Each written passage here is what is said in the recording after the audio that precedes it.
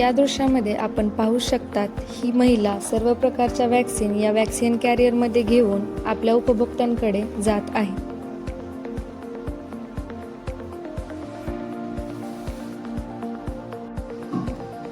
यापुढे आपण पाहू शकता महिला आपल्या उपभोक्त्यांची नाव नोंदणी करून त्यांना लस देत आहे आणि त्यांना शिधापत्रिकाही देत आहे।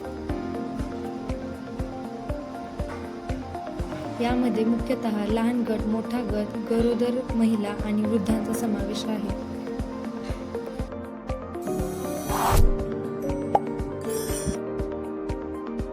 लहान मूल जन्मानंतर लस देणे हे आवश्यक आहे।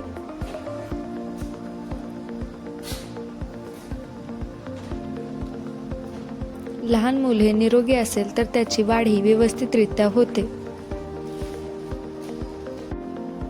एखादा व्यक्ती जर एका आजाराने संक्रमित असेल तर तो आजार दुसऱ्याला होण्याचीही शक्यता असते। तिथेच जर त्या व्यक्तीने वॅक्सिन घेतलेली असेल तर तो आजार त्याला होणार नाही आणि तो दुसऱ्यांना संक्रमितही करणार नाही।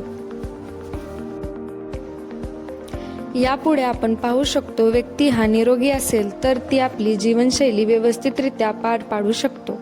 त्याचप्रमाणे समाजात वावरताना ती व्यक्ती आपल्या कुटुंबासह व इतर लोकांसोबत आनंददायी जीवन जगू शकते। या चित्रप्रदर्शनातून आम्ही तुम्हाला हा संदेश देऊ इच्छितो की दरवर्षी 3.5 ते 5 मिलियन लोकांचा मृत्यू प्रतिबंध झालेला आहे। त्याचे मुख्य कारण म्हणजे लस घेतल्यामुळे डिप्थेरिया, टिटॅनस, पर्टुसिस, मिझल्स आणि इन्फ्लुएन्झा हे आजार झालेले नाहीत। थँक्यू।